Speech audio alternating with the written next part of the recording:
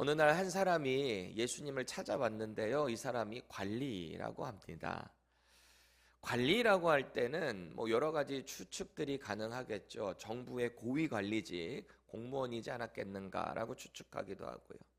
또 어떤 사람들은 회당의 지도자, 회당장 정도 되지 않았겠는가라고 보기도 합니다. 그리고 또 어떤 사람들은 당시 유대 최고의 종교 재판기구였던 사내들인 공회원의 고위급 관리가 아니었겠는가라고 보기도 합니다. 그래서 마태는요, 이 사람을 한 청년이라고 말하기도 했고요. 마가는 그냥 어떤 한 사람으로 이야기를 하기도 합니다. 정확히 이 사람이 어떤 직업군에 있었는지 우리는 알 수는 없지만 한 가지 확실한 건 이거예요. 이 사람이 돈이 많고 사회적으로 영향력이 있었던 사람이다. 유대 사회에 있어서 그것을 우리는 보게 되는 거죠. 이 관리가 오늘 예수님을 찾아온 거예요. 돈 많고 사회적 지위가 있는 사람, 영향력 있는 사람이 예수님을 찾아와서 깍듯하게 인사를 하면서 오늘의 본문이 시작되고 있습니다. 아주 깍듯하게. 제가 달라스에서 가까이 지내던 집사님이 있었어요. 가만히 생각해 보면 이게 참 은혜이기도 했는데 꽤 그래도 사이즈가 있던 교회에서 수많은 그 집사님들과 동역을 하는 관계 가운데서 한 사람도 껄끄러운 사람이 없었던 것 같아요. 다 관계를 하나님의 은혜로 좋게 하면서 지냈는데 특별히 한 집사님이 떠오르더라고요. 이분은요, 제가 전화를 하거나 이분을 실제로 만나게 되면 꼭 저한테 어떻게 인사를 하냐면 이래요. 진짜 이래요. 사랑하고 존경하는 민두식 목사님. 저한테 꼭 그러세요. 저보다 10살 이상 훨씬 차이가 나는 그런 나이가 있으신 집사님이시고 안수 집사님인데 언제나 저한테 전화를 하면 사랑하고 존경하는 민두식 목사님 어쩐 일이십니까? 만나게 되면 또 90도 깍듯하게 인사하면서 사랑하고 존경하는 민두식 목사님 이래요. 처음에는 제가 몸둘 바를 모르겠더라고요. 자꾸 저한테 사랑하고 존경하는 민두식 목사님 그러니까. 그래서 저도 그분을 뵐 때마다 저도 똑같이 했어요. 이제는 제가 질세라 먼저 전화하면 사랑하고 존경하는 박 집사님 이렇게 먼저. 막 사람들이 옆에 있는데도 실제로 만나면 서로 인사해, 서로 90도로 이렇게 인사하면서 사랑하고 존경하는, 서로 그렇게 했단 말이죠. 옆에 있는 사람 보면서 한번 해보세요. 사랑하고 존경하는 누구누구 자매님, 형제님 해보세요. 시작. 사랑하고 존경하는 오동관 전도사님. 나이가 무슨 상관 있습니까? 우리가 주 안에서 사랑하고 존경하고 배려하고 섬겨주고 얼마나 아름다운 모습인지 모르겠어요. 그분이 저를 진짜 사랑하고 존경하는지는 모르겠지만 어찌됐든 간에 그 의도적인 말 한마디의 표현이 서로를 존중하고 아름답게 만들어가는 공동체의 불씨가 되지 않았겠는가. 저는 그런 생각을 하게 됐어요. 조금 과하다 싶지만 존중을 담을 수 있는 표현이 되는 거죠. 그렇게 서로를 더 가까이 하게 만드는 것 같아요. 오늘 예수님을 찾아온 이 관리도 예수님을 향해서 최고의 찬사와 존경을 담아서 인사를 하고 있습니다.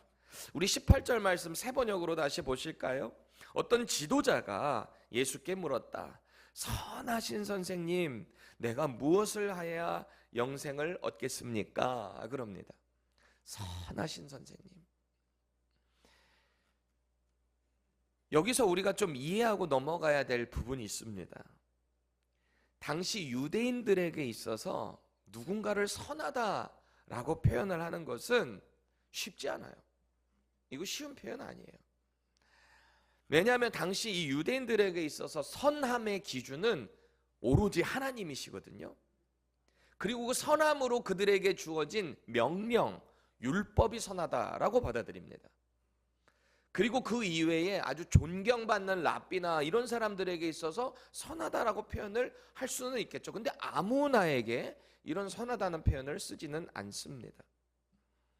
그런 상황에서 이 지도자가 세상적으로 돈도 많고 영향력도 있는 이 지도자가 예수님을 찾아와서 이 갈릴리 출신인 이 청년 예수께 나와서 선한 선생님 이라고 부른다는 자체가 쉬운 일이 아니라는 겁니다.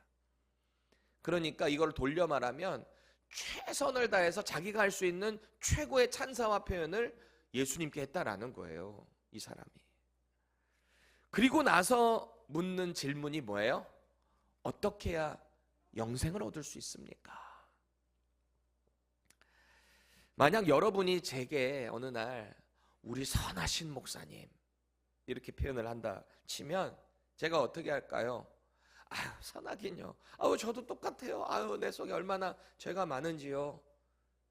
실제로 사실이기도 하고 제가 또 그렇게 많이 의도적으로 겸손하려고 애를 쓰거든요. 저는 근데 그게 늘 겸손이라고 생각을 했는데 어느 날 제가 어떤 목사님 설교를 이렇게 듣다가 그분이 이런 말씀을 하세요. 누군가가 저와 여러분들을 향해서 이렇게 칭송을 할 수 있잖아요. 뭔가를 잘하면 이렇게 격려하고 칭송할 수 있잖아요. 아유, 우리 권사님은 어떻게 이렇게 선한 행동을 하십니까? 이렇게 섬김을 하십니까? 말은 아유, 아니에요. 아유, 아니에요. 제가 한 거 하나도 없어요. 이럴 수 있잖아요. 근데 그게 겸손이 아니래요. 누군가가 여러분들에게 칭송, 아유, 아니에요. 저 한 거 하나도 없어요. 겸손이 아니라 그거는 예의랍니다. 예의. 겸손이 아니라. 이 말도 참 일리가 있는 게 예를 들어서 누군가가 저를 향해서 실제로 있었던 일이기도 하고 목사님 어떻게 1년 반 만에 교회가 그렇게 회복되고 막 성장을 해 나가요? 비결이 뭐예요? 어떤 목사님 저한테 물어봤었거든요. 제가 뭐라 그래요? 제가 한 거 하나도 없어요. 하나님이 하셨어요. 하나님이 기적을 일으키셨어요. 말은 그렇게 하지만 솔직한 말로 우리 인정받고 싶은 마음 있잖아요. 다 있잖아요. 겉으로는 아닌 척하지만 속으로는 다 있잖아요. 그동안 제가 얼마나 수고가 많았는지 아세요? 이러면서 조금씩 알게 모르게 이렇게 톡톡톡톡 얘기하려고 하는 저의 이 연약한 모습들을 저도 본단 말이죠. 그러면은 그걸 어떻게든 쳐서 누르려고 애를 많이 씁니다. 솔직히 그렇잖아요. 이게 그냥 된 줄 아세요? 속으로는 그럴 수 있잖아요. 이렇게 하니까 이렇게 된 거지. 이게 다 교만입니다. 우리는요, 교만이라는 게 무조건 안에 다 있어요. 저만 있는 게 아니에요. 다 있어요. 어떻게든 나를 드러내고 싶어하는 우리의 모습이 있다라는 겁니다. 속으로는 교만을 떠는 거죠. 이 교만이 우리 안에 언제든지 도사리고 있다가 기회만 하면 나를 드러내고 하나님의 영광이 아닌 나를 드러내는 우리의 모습. 그럼 오늘 이 사회적 지위가 있는 지도자가 예수님께 극찬을 했잖아요. 선하신 선생님. 예수님이 어떻게 반응하세요? 솔직히 자신을 향해서 선하다라고 그렇게 인정을 해주고 있는데 예의상 받아줄 수도 있잖아요. 아유, 뭘 선하냐? 그래, 뭐가 문제인데? 라고 예수님이 물어보실 수도 있으실 거예요. 그런데 웬일인지 예수님은요, 이 관리가 부르는 그 호칭에 대해서는 아주 냉소적으로 반응하고 계세요. 19절 보세요. 내가 어찌하여 나를 선하다 일컫느냐? 하나님 한 분 외에는 선한 이가 없느니라. 그러세요. 얼마나 민망했을까요, 이 관리가? 아니 어쨌든 이렇게 예수님 높여드리고 자기 궁금한 거 물어보려고 하는 상황이었을 텐데 말이죠. 그럼 이 말을 바꿔보면 하나님만 선하시니까 예수님은 선하지 않다라는 말일까요? 아닌 거 아시죠? 예수님이 지금 이렇게 답변하시고 있는 것은 다 의도가 있는 거예요. 의도가. 예수님이 하셨던 모든 행동들에는 다 의도가 있어요. 지금 이 관리의 마음을 꿰뚫어 보고 계시는 예수님이에요. 당신의 신성을 드러내고 계시는 예수님이에요. 아까도 제가 말씀드렸지만 유대인들이 어떤 선함을 정의하게 될 때는 최우선으로 나오는 분이 누구라고요? 하나님. 하나님이 선하신 분인데 지금 예수님이 그러시잖아요. 하나님 한 분 외에는 선하신 게 없는데 네가 어찌 나를 선하다가 하느냐? 이 말이 뭐냐면 바꿔 말하면 이거예요. 그래, 네가 지금 나를 선하다라고 하는데 너희 유대인들이 가장 선하다고 여기는 그 하나님, 내가 바로 그 하나님이다. 너는 나를 그냥 존중 여기는 존경마다 합당한 랍비 정도의 선함으로 나를 일컫고 있지만 내가 바로 하나님이다. 신성을 드러내고 있는 거거든요. 이제 예수님은 그 영생에 대해서 물어보고 있는 이 관리에게 답변을 주시는데요. 이 답변이 다소 좀 뻔한 답변이에요. 유대인들이 어느 정도 다 예상할 만한 답변을 주고 계십니다. 그게 뭐예요? 너 영생 얻고 싶냐? 모세 율법 지켜라. 그거거든요. 자, 우리 20절 세 번역으로 같이 읽겠습니다. 시작. 너는 계명을 알고 있을 것이다. 간음하지 말아라. 살인하지 말아라. 도둑질하지 말아라. 거짓으로 증언하지 말아라. 내 부모를 공경하여라 하지 않았느냐. 이거예요. 이 말이 뭐예요? 너 이미 알고 있지 않냐? 그 십계명 지켜라. 우리 다 알고 있다시피 지금 율법에서도 가장 추린 10개 중에 그 십계명에 인간 사이에서 누려야 되는 율법을 말씀하고 계세요. 여러분, 우리 십계명의 그 구조 잘 아시죠? 1계명부터 4계명까지는 하나님과 인간의 관계를 말씀하세요. 너는 나 외에 다른 신을 내게 있게 하지 말라. 우상 섬기지 말아라. 만들지 말아라. 그렇죠? 안식일을 기억해서 거룩히 지켜라. 그렇죠? 하나님께서 말씀하시는 이 모든 그 계명들의 핵심이 그거예요. 하나님과 나의 관계. 너희는 나를 인정해라. 나를 예배해라. 나와 관계를 가져라. 이게 10계명의 1계명에서 4계명까지의 말씀입니다. 그리고 5계명부터는 뭐예요? 10계명까지는 인간과 인간 사이에서 지켜야 되는 율법입니다. 그러니까 예수님께서도 이런 말씀하셨잖아요. 내 이웃을 내 몸과 같이 사랑하라. 이게 앞에 뭐랑 연결되는 거예요? 하나님을 사랑하는 것과 이웃을 너의 몸처럼 사랑하는 것이 같은 일반이다. 하나님을 사랑하게 되면 이웃을 사랑하는 것이 자연적으로 흘러가게 된다. 이게 십계명에도 그대로 들어가 있는 거예요. 예수님이 그러니까 오늘 영생을 얻기 원하는 것에 대한 질문을 하는 이 관리에게 뭐라 그러세요? 하나님과의 관계를 먼저 수평적으로 잘 수직적으로 세워라. 그런 다음에 수평적으로 인간관계를 세우면 그게 영생의 길이다. 이 말씀을 하고 계시는 거예요. 의도적으로 예수님이 1계명에서 4계명까지의 내용은 언급을 안 하시고 5계명부터 시작되는 인간 사이에서 지켜야 되는 율법을 말씀하셨어요. 자, 그럼 관리의 대답을 한번 볼까요? 21절입니다. 이것은 내가 어려서부터 다 지켰나이다. 이렇게 답변을 합니다. 와우, 다 지켰나이다. 여기서 우리가 주목해 볼 표현이 어려서부터입니다. 어려서부터 다 지켰나이다.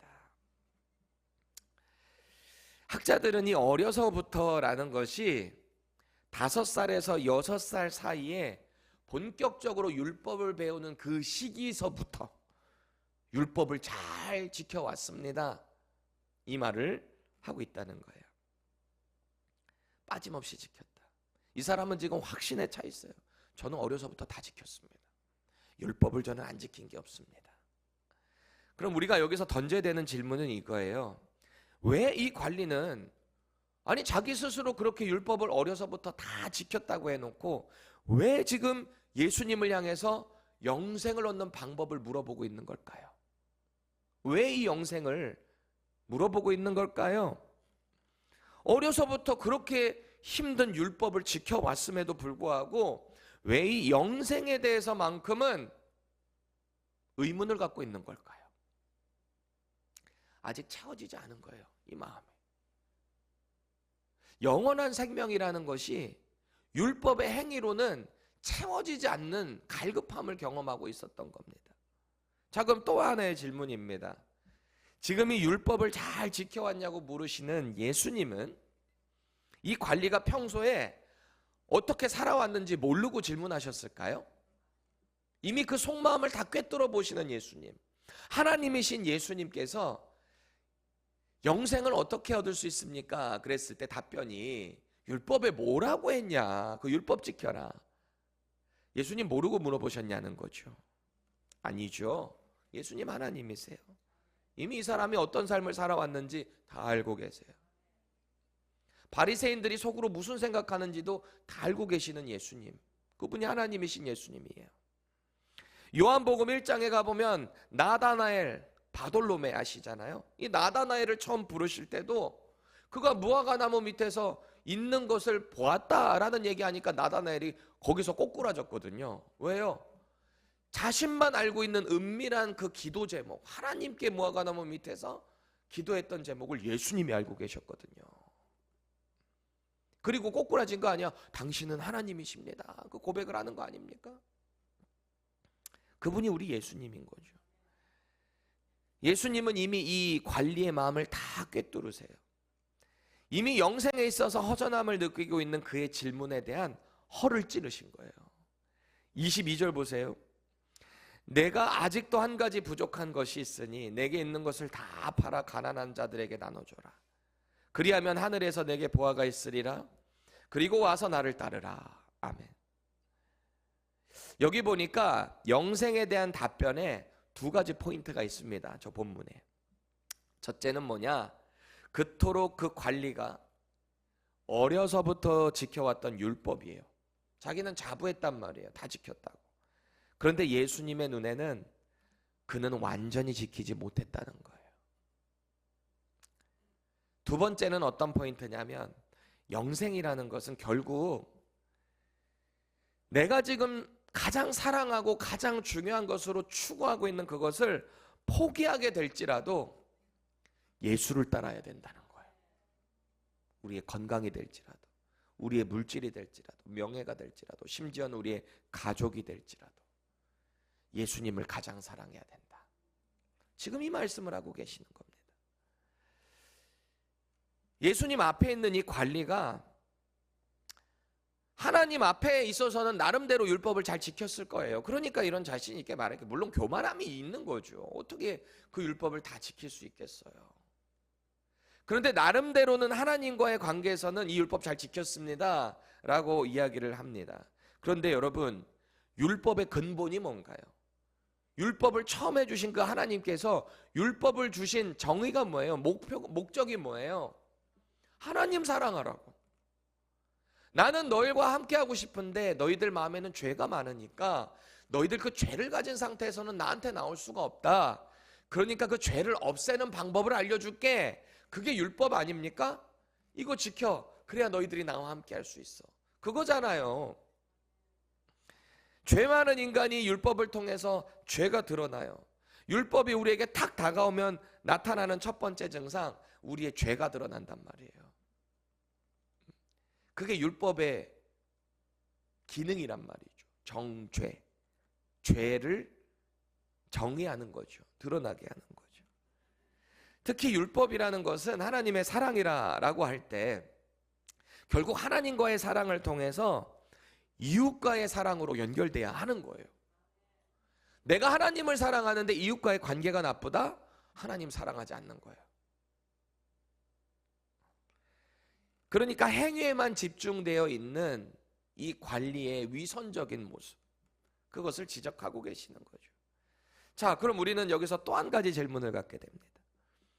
우리가 이웃을 사랑하려면 그러면 나에게 있는 모든 재물 그럼 다 팔아야 되는 건가? 다 나눠줘야 되는 건가? 그래야만 하나님을 사랑하는 건가? 지금 이 말씀을 받아들이는 여러분들은 이 말씀을 어떻게 적용해야 합니까?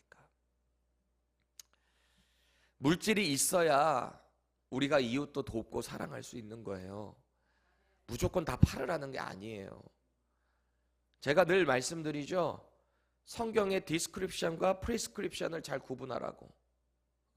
초대교회 성도들이 성령 충만해서 전 재산을 팔아서 바나바 같은 사람 사도들의 발 앞에 놨어요. 밭을 다 팔아가지고. 많은 사람들이 그때 그렇게 했어요. 왜요? 성령이 충만하니까 사랑이 충만해져서 눈에 보이는 여러 소외받는 사람들, 고아와 과부와 믿음의 성도들이 아파하는 걸 보고 자기 물질로 섬겼단 말이죠.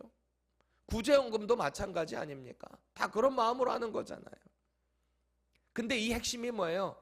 사랑이 들어와서 그들의 필요에 따라서 하나님이 그때그때 역사를 하신 거예요. 무조건 똑같이 가지고 와서 지금 전 재산 다 팔면 그게 프리스크립션으로 받아야 되는 게 아니에요. 이거는 디스크립션이었던 거예요. 설명. 그때 당시 이런 일들이 있었다. 우리가 복음의 사역을 감당한다라고 할 때 물질이 우선되는 게 아닙니다. 물론 물질이 있어야 모든 그 복음의 사역들의 일이 펼쳐질 거예요. 그런데 물질이 없으면 없는 대로 또 하나님이 누군가를 사용하셔서 그 일을 해나가세요. 우리 수중에 이 물질이 있어야지 그 일을 한다. 이게 교만입니다. 착각입니다. 없는데 믿음으로 선포하는 가운데 그 일을 이뤄나가시는 거거든요. 그런데 그 물질을 소유한 사람이, 예를 들어서 부자라고 할 때 그 소유한 사람이 어떤 마음을 가지고 이 물질을 대하고 있는가, 이게 중요한 거예요. 물질이 악한 게 아니라 그 물질을 대하는 사람의 마음이 악하냐 선하냐, 이게 중요한 거 아니겠어요? 그렇게 보면은 지금 이 예수님이 이 관리가 이 율법의 어떤 행위에만 집중하는 모습, 저는 이렇게 지켜왔는데요, 어렸을 때부터 그 교만함에 대해서 지적을 하고 계시는 거예요. 하나님과의 관계만 우선하고 주변 사람들은 제대로 돌보지 않고 있었던 모습을 지적하고 있는 게 아니셨을까요? 그래서 오늘 이 관리는 영생을 위한 예수님의 그 처방에 어떻게 반응하나요? 23절 보세요. 그 사람이 큰 부자이므로 이 말씀을 듣고 심히 근심하더라. 떠나갔다는 거예요. 영생을 얻기 위한 예수님의 답변, 반드시 한 가지를 선택하라는 겁니다. 이 땅의 재물이냐 아니면 예수님이냐. 예수님 아니고서는 그 영생 안 된다는 거예요. 지금 근심하고 있는 이 관리를 향한 예수님의 가르침을 보세요. 24절 25절 우리 세 번역으로 읽겠습니다. 시작. 예수님께서는 그가 근심에 사로잡힌 것을 보시고 말씀하셨다. 재물을 가진 사람이 하나님 나라에 들어가기는 참으로 어렵다. 부자가 하나님의 나라에 들어가는 것보다 낙타가 바늘귀로 들어가는 것이 더 쉽다. 아멘. 어떤 학자들은 이게 너무 터무니없는 이야기잖아요. 낙타가 바늘귀에 어떻게 들어가요? 말도 안 되는 이야기잖아요. 그러니까 이것을 좀 이렇게 리저너블하게 make sense 좀 하게 바꾸려고 하다 보니까 당시 예루살렘 성전 옆에 이제 들어가는 문에 이제 쪽문이 하나 있었다는 거예요. 거기 낙타가 그냥 겨우겨우 들어갈 만한 작은 좁은 문이 하나 있는데 그거를 이제 바늘귀에 이제 조금 비유를 하신 게 아닐까라고 보는 거예요. 근데 어떤 사람들은 실제로 바늘귀를 얘기하는 거다. 거기 낙타를 얘기하는 거. 아예 불가능한 일이잖아요. 근데 뭐가 됐던가 문자적으로 받아들이던 상징적으로 받아들이던 들어가기 어려운 것은 사실이에요. 부자가 천국에 들어가기 어렵다는 말에는 변함이 없다라는 거죠. 그러니까 당시에 이 가르침을 받았던 사람들이 깜짝 놀랐어요. 수근수근 됐어요. 그럼 누가 구원받아? 어려서부터 율법 다 지킨 저 부자도 구원 못 받는데 그럼 누가 구원받는다는 말이지? 이렇게 수근수근 대고 있었어요. 가뜩이나 율법 지키기도 어려운데 저 관리는 그거 다 지켰는데 저렇게 구원받기 어려우니 누가 받는가? 한탄이죠. 예수님이 그들에게 진정한 복음을 전하세요. 27절입니다. 사람이 할 수 없는 것을 하나님은 하실 수 있느니라. 우리 인간은 자꾸 그 영생을 우리가 스스로 누려보려고 하죠. 우리가 뭔가 이뤄보려고 하죠. 행위적인 것으로 하면은 뭔가 안정감을 느끼고 아 나는 영생을 얻었다라는 마음을 받게 되죠. 그런데 이게 하나님이 함께 하셔야 그 영생이 이루어진다는 거예요. 지금 메시아이신 예수님이 말씀하시잖아요.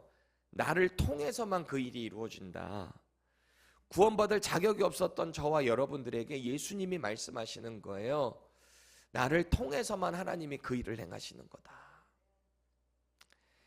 그러니까 예수님을 따르던 당시 제자였던 베드로가 뭔가 마음이 우쭐해졌던 것 같아요. 왜? 자기들은 지금 다 내어두고 예수님 따르고 있거든요.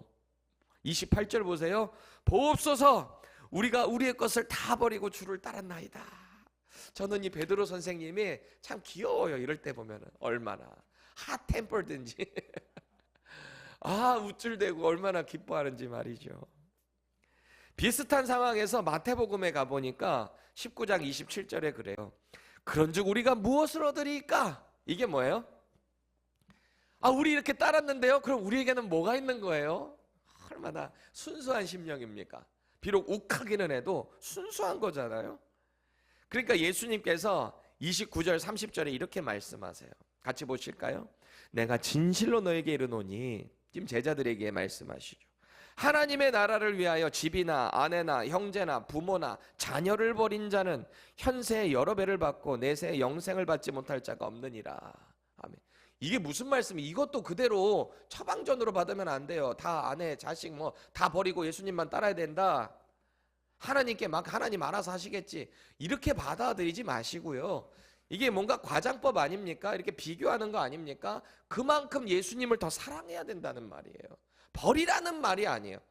버리는 거에 초점을 맞추면 안 돼요. 마치 안식일의 규정을 일하지 않는 거에만 자꾸 집중을 하니까 하나님이 왜 일하지 말라고 말씀하셨는가에 초점을 흐려버리는 거죠.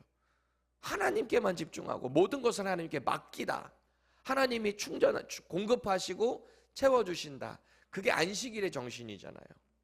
근데 일하지 않는 거에만 집중되니까 이게 얼마나 코미디가 되는 겁니까? 이 가르침의 핵심이 뭐예요? 하나님의 나라를 위하여요. 하나님의 나라를 위하여 내 모든 전토와 가족과 모든 나의 가장 소중하다고 여기는 것을 그 하나님의 나라를 위하여 내어놓는 자. 가장 중요한 것이 하나님 나라를 위해 사는 것이다 라는 거죠. 앞서 예수님께서 관리들에게 1에서 4계명에 대한 거 예수님이 빼고 말씀하신 이유가 뭘까요? 지금 자꾸 행위에만 집중하고 있으니까 하나님과의 관계를 더 집중해라. 왜 이 율법의 핵심이 뭐냐? 이것을 주목하고 계신 거죠. 율법의 기본 정신이 하나님 사랑에는 네가 소홀히 했구나.